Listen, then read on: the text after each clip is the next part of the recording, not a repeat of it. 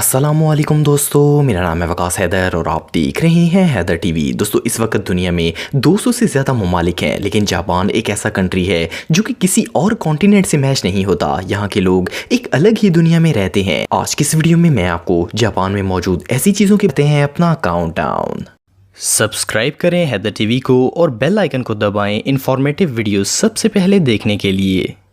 Number 8, baby crying festival. दोस्तों, दुनिया का चाहे कोई भी बच्चा हो, वो दिन में दर्जनों बार रोता है। जब बच्चे रोते हैं तो पेरेंट्स को फिक्र होना शुरू हो जाती है और वो हर कोशिश करते हैं ताकि बच्चा चुप हो जाए। खास करके मॉम्स का तो पूरा दिन ही बच्चों को चुप कराने में स्पेंड हो जाता है। लेकिन क्या हो अगर बच्चों को जानबूझकर रुलाया जाए ताकि वो रोने का कंपटीशन जीत सकें। जापान के अंदर एक ऐसा ही वियर्ड फेस्टिवल ऑर्गेनाइज किया जाता है। हर साल अप्रैल में सैन सूची टेम्पल के अंदर एक फेस्टिवल होता है जिसमें सुमो रेसलर्स बच्चों को उठाते हैं और इन्हें रुलाने की कोशिश करते हैं। ये सुमो रेसलर्स बच्चों को इतना अनकंफर्टेबल करते हैं कि वो शदीद रोते हैं। आप बिलीव नहीं करेंगे कि अगर बच्चा ना रोए तो ये सुमो इसे स्केरी मास्क पहनकर डराते हैं और इन्हें ऊंची आवाजों से भी डराने की कोशिश करते हैं ताकि वो रोए। और ये लोग ऐसा सदियों से करते आ रहे हैं। इनका मानना है कि अगर बच्चों को यहाँ ऐसे रुलाया जाए तो इससे मुसीबत दूर होती है और बच्चे सेहतमंद रहते हैं। सो इस फेस्टिवल में जो बच्चा सबसे ज्यादा रोए इसे प्रो तस्वर किया जाता है और इसके पेरेंट्स को बताया जाता है कि ये बच्चा लंबी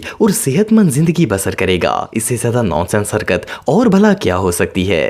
नंबर 7, नूडल्स बाथ। दोस्तों, आप सब ये बात तो जानते होंगे कि जापान के लोग खाने में नूडल्स का इस्तेमाल सबसे ज्यादा करते हैं। रैमन नूडल्स जापान में सबसे पॉपुलर नूडल्स हैं। इन्हें ब्रेकफास्ट, लंच और इवन डिनर में भी खाया जाता है। लेकिन क्या कोई नूडल्स के अंदर नहा सकता है? वेल, हम सब डेली नहाते हैं लेकिन पानी से। पर जापान में लोगों की सोच बिल्कुल अलग है। जापान के साउथ ईस्ट में एक टाउन है जिसका नाम हैकोंग है। इस टाउन के अंदर एक स्पा है जहां आप नूडल्स बाथ ले सकते हैं। इस स्पा में टब को रैमन नूडल से भर दिया जाता है और कस्टमर्स इसमें नहाते हैं। आप सोच रहे होंगे कि ये तो नॉनसेंस है, लेकिन वहां के लोगों का मानना है कि अगर आप एक ब्यूटीफुल स्किन पाना चाहते हैं तो रैमन नूडल्स की रेसिपी सबसे बेस्ट है। इस नूडल से भरे टब में नहाने के बाद किसी क्रीम की जरूरत नहीं पड़ेगी, आपकी स्किन परफेक्ट हो जाएगी। ऑफ कोर्स ये हमाकत है, लेकिन बहरहाल सैकड़ों लोग इस जगह आते हैं और इस नूडल से भरे टब में नहाते हैं। ये रियली अनबिलीवेबल है। Number 6, orange. दोस्तों, आप सब लोग ऑरेंज तो खाते होंगे। ये फ्रूट ना सिर्फ लजीज होता है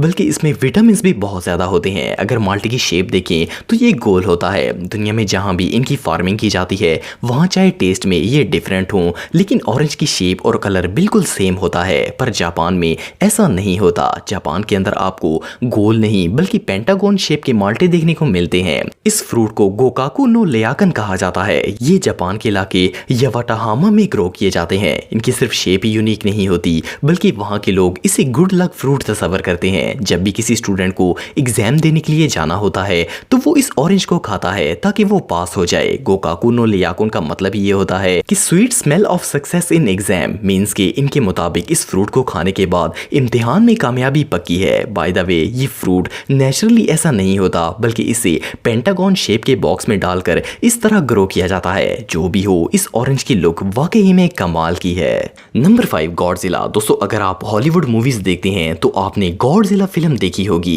इस मूवी में एक जायंट लिजर्ड पूरे शहर को तबाह कर देती है। इसका साइज एक बिल्डिंग जितना बड़ा होता है। ऑफ कोर्स ये एक फिक्शन फिल्म थी, लेकिन जापान के लोग इस मूवी को कुछ ज्यादा ही सीरियस ले गए हैं। फर्स्ट ऑफ ऑल तो आपको जानकर हैरानगी होगी कि गॉडजिला फिल्म 1954 में सबसे पहले जापान के अंदर बनाई गई थी, जिसमें ये लिजर्ड शहरों को तबाह करती है। फिर ये आइडिया हॉलीवुड ने पिक किया था। एनीवे, अप्रैल 2015 के अंदर गॉडजिला को जापान का ऑफिशियल सिटीजन बनाया गया है। इट मींस के गॉडजिला जो कि एक जायंट मॉन्स्टर है वो जापान का शहरी है। सिर्फ इतना ही नहीं, गॉडजिला को जापानी पासपोर्ट देने के लिए एक ऑफिशियल सेरेमनी ऑर्गेनाइज की गई जिसमें शहर के मेयर ने इसे जापानी सिटीजन होने का इजाज दिया। इसके अलावा 1954 की फिल्म में गॉडजिला ने जिन जिन शहरों को तबाह किया था इसे इन शहरों का टूरिस्ट एम्बेसडर बनाया गया है। टेक्नोलॉजी में जापान चाहे कितना भी एडवांस हो, लेकिन बहरहाल इनमें कॉमन सेंस नाम की कोई चीज नहीं है। Number 4 lonely restaurant. दोस्तों अगर खाना खाने की बात करें तो अगर फैमिली या फ्रेंड्स के साथ खाना खाया जाए तो इंसान को बहुत ही अच्छा फील होता है। डिश चाहे कितनी भी लजीज हो, अकेले खाने में मज़ा नहीं आता। कुछ लोगों की नेचर होती है कि वो अकेला खाना खाते ही नहीं है। पर क्या हो अगर आप किसी रेस्टोरेंट में अकेले खाना खाने के लिए जाएं और आपको खाने के साथ एक क्यूट फ्रेंड भी दिया जाए। जापान के लोग ह्यूमन फीलिंग्स को अच्छी तरह समझते हैं। जापान के अंदर एक ऐसा होटल है जहां कोई भी अपने आप को खाना खाते वक्त अकेला महसूस नहीं करेगा। ये असल में एक एंटी लॉन्ली कैफेटेरिया है जिसका नाम मोमिन हाउस है। इस रेस्टोरेंट में जब कोई कस्टमर अकेला खाना खाने के लिए आता है तो इसके साथ एक क्यूट हिप्पो टॉय रखा जाता है ताकि कस्टमर अकेला फील ना करे। ये हिप्पो साइज में काफी बड़ा होता है। सिर्फ इतना ही नहीं, रियल फीलिंग देने के लिए हिप्पो के सामने भी वही खाना रखा जाता है जो कि कस्टमर खा रहा हो। इसके अलावा इस कैफे में बहुत सी अनयूजुअल कॉफीज और पेस्ट्रीज भी बनाई जाती हैं। मोर ओवर अगर आपको हिप्पो पसंद नहीं है तो इनके पास और भी बहुत से टॉयज अवेलेबल होते हैं जिससे आप खाना खाते वक्त कभी भी अकेला फील नहीं करेंगे। Number 3 comfortable office job. दोस्तों अगर आप कोई ऑफिस जॉब करते हैं तो आप जानते होंगे कि ये कितनी हार्ड होती है। फर्स्ट ऑफ ऑल तो पूरा दिन चेयर पर बैठकर स्क्रीन के सामने काम करना और फिर बॉस हर वक्त सर पर होता है। मींस कि आप रेस्ट नहीं कर सकते। लेकिन जापान में ऐसा नहीं होता। जापान के अंदर कई ऐसी कंपनियां हैं जो कि ना सिर्फ अपने वर्कर्स को सोशली सपोर्ट करती हैं बल्कि इनकी हेल्थ का भी ध्यान रखती हैं। जापान की कई कंपनीज अपने वर्कर्स को 20 मिनट से आधा घंटा सोने के लिए देती हैं ताकि इनकी थकान दूर हो जाए और वो पूरे फोकस के साथ दोबारा काम स्टार्ट कर सकें। आप सोच रहे होंगे कि ये वर्कर्स ऑफिस में सोते कहाँ होंगे। असल में इनके आराम के लिए ये रिलैक्सेबल चेयर्स लगाई जाती हैं जिन पर ये आराम से सो सकते हैं। 20 मिनट से आधे घंटे की नैप के बाद एम्प्लॉइज दोबारा काम शुरू कर देते हैं। कंपनी रूल के मुताबिक 1 बजे से 4 बजे तक वर्कर जब चाहे रेस्ट एरिया में जाकर आराम कर सकता है। रियली ये कूल लॉ तो दुनिया की हर कंपनी को अडॉप्ट करना चाहिए। Number 2 tip. दोस्तों जब भी हम किसी रेस्टोरेंट में खाना खाने के लिए जाते हैं तो वेटर्स को टिप देते हैं। ये रवाज दुनिया के तमाम ममालिक में राइज है और देखा जाए तो टिप देना बहुत ही अच्छी बात है क्योंकि वेटर्स की सैलरी इतनी ज्यादा नहीं होती। बल्कि अगर कोई होटल में खाना खाकर वेटर को टिप ना दे तो सब इसे कंजूस समझते हैं और अगर ये अमल वो दोस्तों के सामने करे तो इसकी अच्छी खासी इंसल्ट हो जाती है। लेकिन जापान में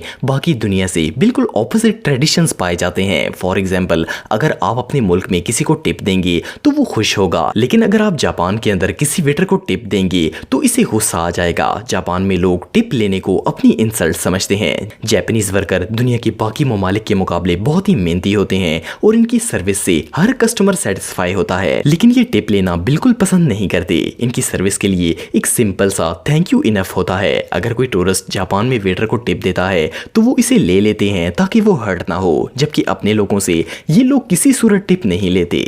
नंबर 1 एडवांस टॉयलेट्स। दोस्तों आप सब ये बात तो जानते हैं कि दुनिया में टेक्नोलॉजी कितनी तेजी से तरक्की कर रही है। हर चीज ही एडवांस और हाई टेक होती जा रही है, लेकिन इस मामले में जापान ने पूरी दुनिया को पीछे छोड़ दिया है। जापान में दुनिया के सबसे हाई टेक टॉयलेट्स बनाए जाते हैं। नॉर्मली टॉयलेट सीट्स में फ्लश बटन होता है, पर जापान में बनाए जाने वाले टॉयलेट्स में दर्जनों बटन्स और फीचर्स होते हैं। फर्स्ट ऑफ ऑल तो ये ऑटोमेटिकली ओपन और क्लोज होते हैं। इनमें सेंसर लगाया जाता है जिससे जब कोई सीट के करीब आता है तो वो ओपन हो जाती है। इसके अलावा आप इनमें पानी के प्रेशर को कंट्रोल कर सकते हैं। ठंडे मौसम में सीट और पानी को एक खास टेम्परेचर पर गर्म करके यूज कर सकते हैं और इवन इन सीट्स में वॉशर के साथ साथ ड्रायर भी होता है। इट मींस कि ये टॉयलेट्स बहुत ही कंफर्टेबल होते हैं। रियली अगर बंदे को फ्यूचर देखना हो तो जापान से बेटर कंट्री और कोई नहीं हो सकता। दोस्तों अगर आप मेरे व्लॉगिंग चैनल को सब्सक्राइब करना चाहते हैं तो इस आइकन पर क्लिक करके सब्सक्राइब कर सकते हैं। आज के लिए इतना ही दोस्तों, नेक्स्ट वीडियो तक के लिए अल्लाह हाफिज।